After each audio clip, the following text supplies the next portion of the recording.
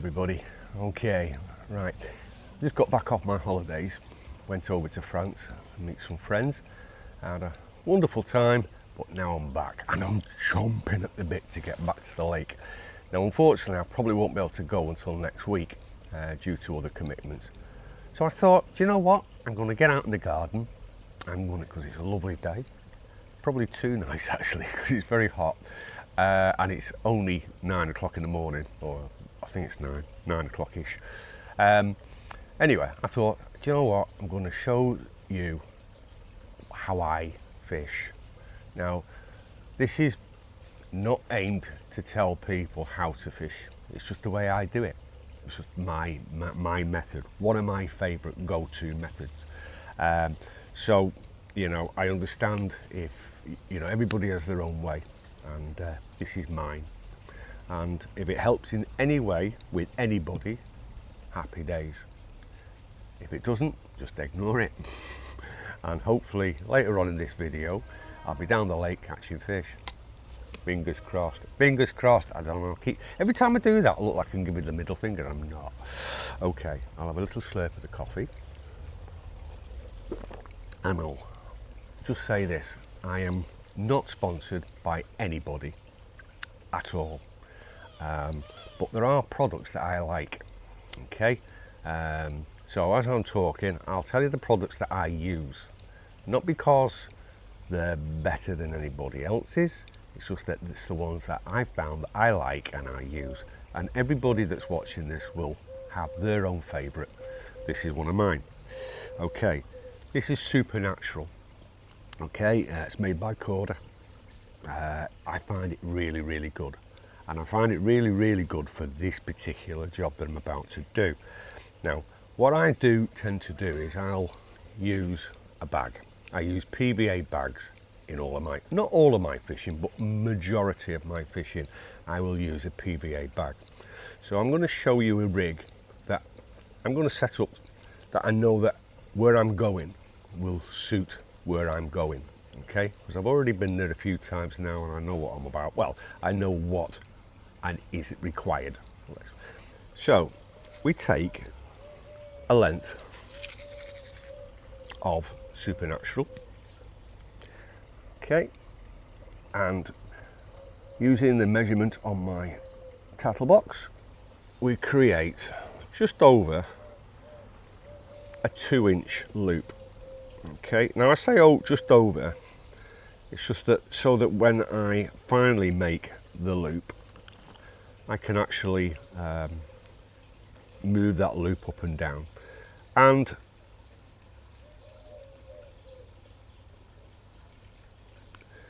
we make this loop into 2 inches, or thereabouts. It's not critical, but 2 inches is where I want to be. Move that up a bit.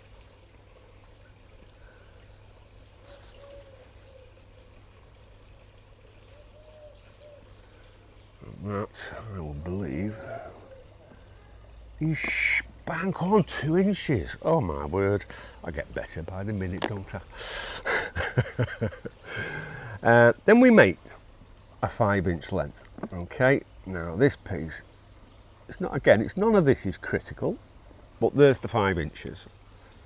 So we bend that over, and can we cut that off? Okay, and this time, again using a figure of 8 knot, but smaller this time. Okay, we use the figure of 8 knots.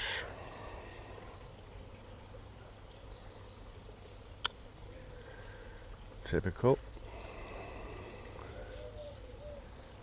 There we go. There we go. Right, so we've made now a figure of 8 knot in the other side, and this time we need to go short.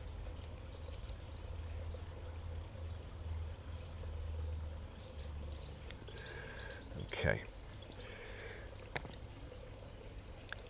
And then using our tools for pulling rigs together,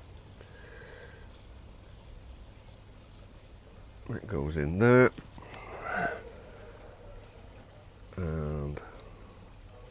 That one goes in there. Moisten and pull.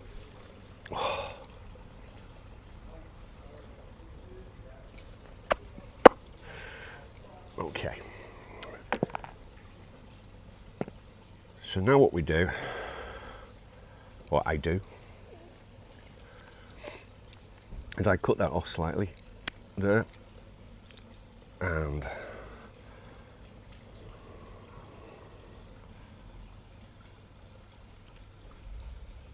there, and then we have a 5-inch length of material with a 2-inch loop on the top, very small loop on the bottom, and then using this little piece of kit that I bought at the show. It's an arc, a laser, I think it would be the best way to call it, and you can actually use that just to burn down, and would you credit it, it's just run out of battery. Not to worry. Here's one I made earlier. So now what we've got is we've got the piece of kit. You can't probably see this, so I'm going to do a little close-up of it in a second, and I'm going to burn the ends down. Okay. So now what I've got is that with the bobbles burnt off so that they don't pull through the hook. Now once we've got that, we're nearly there. Okay, so what we need to do is use our hook of choice. Now again, this is going to be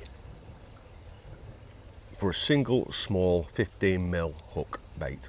Okay, I'm only going to use a hook that'll suit that particular thing. This is a size 5. It's very, very sharp. And how I find out if a hook is sharp, I'll put it against my thumb and that sticks. I don't know if you can see that, but it sticks. By just pushing it against your thumb and trying to pull it away without any downward movement, it sticks. So that is a very sharp hook. These hooks are sharpened, hand sharpened. Okay, and this is the hook that I'm going to use. Okay, my next job in making this particular rig is this is a little kicker. All right, but I don't want my line to kick too much. Not in this particular, sometimes I do and sometimes I don't, but in this case I don't. So what I tend to do is the bit that kicks it down, I cut off. And the bit that goes over your hook, I shorten, so it's not too much over the hook. And then this piece is threaded over the line, over the big loop. Okay, once that's done, I then get my hook of choice,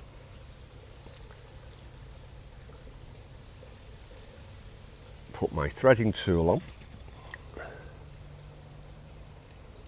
and bring the line up. So now we then have to put on, again, this is something I found that I bought again on Temu, O-rings. You can send off for O-rings that you get, I don't know how many in a packet, not many, and they'll cost you a few pennies, £5. Go to Temu, you get a bag of 50 for about £1.67. It's just, makes no, and trust me, they're as strong as anything you can buy on the market. No carp tax. Sorry guys, I know that's a dirty word to some, but unfortunately it's a reality. You put the name carp with tattle on the end and the price goes up, and I don't care what anybody says, that is the case. Okay, right, okay, so now we've got the hook on and that ring on. That's then passed over the hook, so I don't know if you can see that, but that loop is passed over the hook. Okay,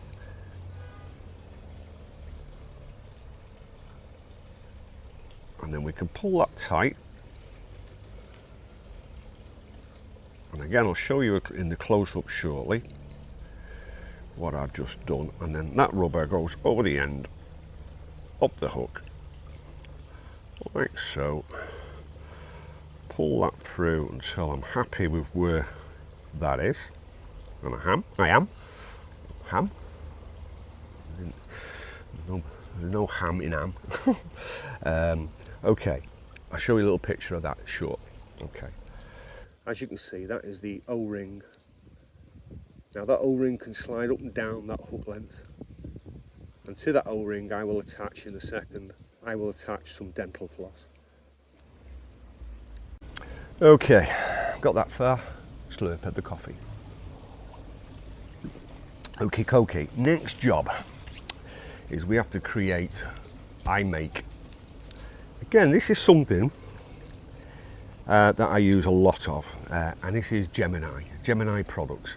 Again, I'm not sponsored, guys, but their baiting floss is absolutely spot on. Their leads and their inline sticks are a very good product. I like them, don't make them the best, I like them, I use them. Okay, so what I intend now to do is take a piece, which is more than I need,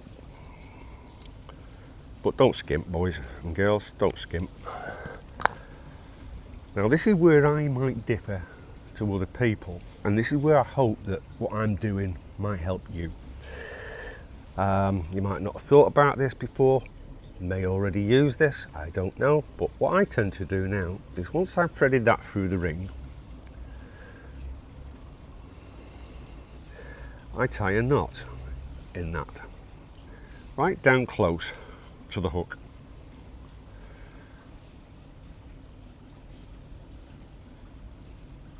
And once again, don't get your finger in that hook because it's bloody sharp. Stuck in my finger, there we go. Okay, and then bring that hook right down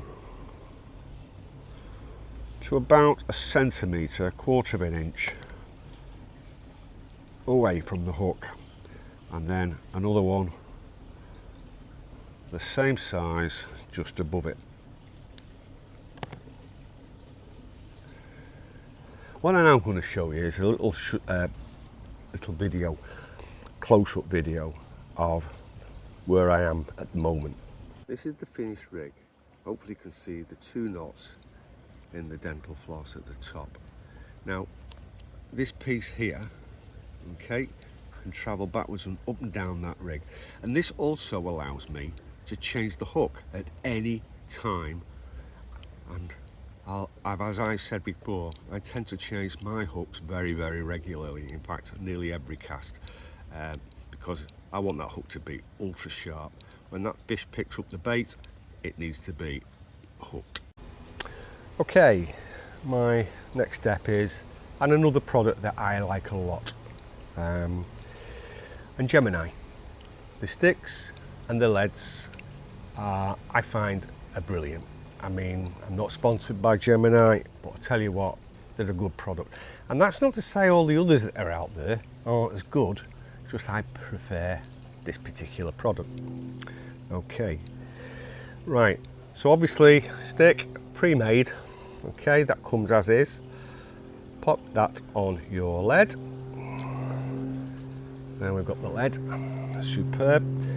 Now the one thing that I haven't done yet, or haven't showed you, all right, is, well, I've just done this before I started to film. I put a little lead on there, a little swan, a little shot, and another piece of tubing, okay? And again, that's another thing that I bought from Temu, dirt cheap, absolute dirt cheap, and perfect for this job. And basically that's just pushed onto there like so. Okay, next one is bait. Okay, my always go-to bait is sticky krill. Okay, good product, never let me down, and it's a cracking little smell. These are a wafter, little tiny 16mm wafter, very happy with them. Okay, now I'm going to put the hook on, and this is where those little knots on the dental floss come in, because what I don't want to do is burn the dental floss near to the hook, because I find that that tends to taint the bait with a burn.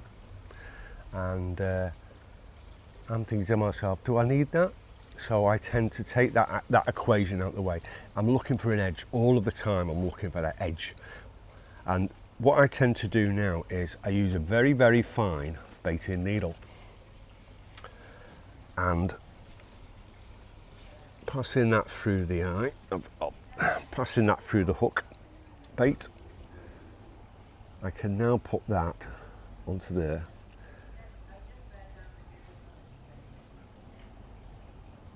When I pull this tight now, it hits them knots, and trust me, to get them knots to go through your bait, you have to pull a bit. So now I know that particular bait is not going to drop off on the cast, or when a carp picks it up, it's not going to pop off. Never had one happen yet. And then we just cut that as close as we can to the bait. Okay, so now we're ready to put that into a bag. Okay, slurp of the coffee.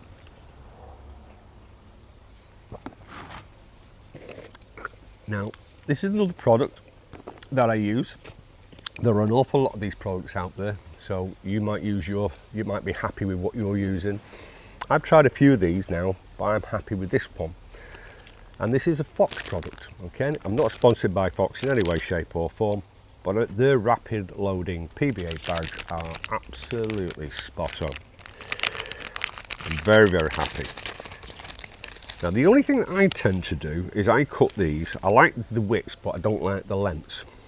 Now, sometimes when you're putting these together, the extra length, because I don't want a big long bag, because I've got to cast it a fair distance. So I just cut a little piece off the top. It's no biggie. Okay. This is then placed onto, I don't know what you'd call this. It's a feeding tube. I've actually seen somebody make this bag up just doing that. I tried it and it doesn't work for me. I just can't get my head around it. So I'm going to show you the way I do it. Okay, and what I tend to do is I'll just push all of that down onto there. Now, some of you will say that's not necessary, but it's just the way I do it. I like to do it this way. Okay, I've got used to this way. Right. And fill a little bit of pellet into the bottom of the bag. Okay. That then hook, everything ready, all goes in the bag. Lie it down nice and flat. Perfect. Okay, and then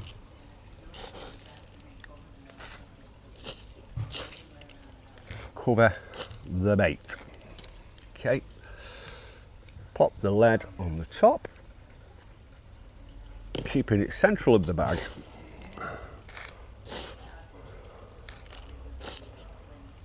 Till you've got to the top of that lead. Okay, pull the bag down and give it a twist and push. Right, now as you can see, because I've cut that bag off a little bit, it just sits on the top. A lot easier to then push down. Straighten up the tail. Bag's there, it's done, near enough done. Okay, all we have to do now is just tuck in those tails. Now, again, a lot of you guys will know what I'm talking about. This is for the guys and girls that don't. I do this for ease of casting. When you want to cast it a fair old distance, it wants to be aerodynamic. So little flaps sticking out might not seem like a lot, and on a short cast they're not. But on a long cast, they can be in the way or stop the distance that you want to get. Okay, so just quickly create a little tab, lick one side of your finger, put your other thumb over the top, give it a second or two, that's done. There we go, one bag. Now, That now has to go onto the rod, and this is the next step. Okay, so let's get that out of the way. And my next step is to put the bag on. Now, the reason I'm doing all of this, and a lot of you guys and girls out there will already know this, but again, this is aimed at people that are new to the sport or don't know. But in my last video, or my last vlog, I actually, at the end of it, put this a little bit together about safe rigs and non-safe rigs. The idea is that you can't have a rig that keeps the lead attached. That lead has to be got rid of if you get broken. Okay, it needs to be detached from the main line. That way you don't get the fish trailing the lead, which can kill the fish in the long term. So it has to be safe. So on the end of my line, oh dear, isn't it typical? On the end of my line, on the end of my rod line, I always use sleeving over the line, protects the fish. And on the end of there, I've got a swivel, and that swivel has to be, or has to allow, the lead to travel over. Now, what happens next is, if we were fishing in normal circumstances, and I've already done the check, there's the finished product. Okay, that can be now cast out. So now we've got the bag attached, we've cast the bag out, and we've had a bite. The most important, this is the most important, and I'm sorry, I'm probably going to get knocked for this because, you know, I'm going on about it, harping on about it, but it's important. We don't want to kill any carp. We need to be careful what we do. So, if we now had the run and that fish runs off with the bait, what happens is that becomes detached. Now, that's also attached to the main line with a swivel. But what will happen is that lead will travel over the swivel, over the tubing and down the line. And then if we get broken up by anything, that lead can then drop off. That is not attached to a lead. Simple. Not attached to the lead, because that lead is free running and will stay attached to the hook length. As I can show you, it goes right over the top of there, okay, and down the line. That's the most important part of any rig. That lead has to be got rid of if it needs to be got rid of. You don't always use, with using this system, you don't always lose your lead. As long as you don't get broken, you bring your lead back. The most important bit is that the lead is not still attached to your hook, and that way we look after the fish. I hope that's helped, and again, it's not meant to be instructional to the people that know what they're doing. This is just my way of, the way I do it, okay, my little way, one of my ways. And for those that didn't know, I'm hoping and praying that, you know, you look at it and go, yeah, that makes sense, and you take it on board that the most important part is the lead can be detached and got rid of. Okay, next time I talk to you, hopefully I'll be on the lake. See you.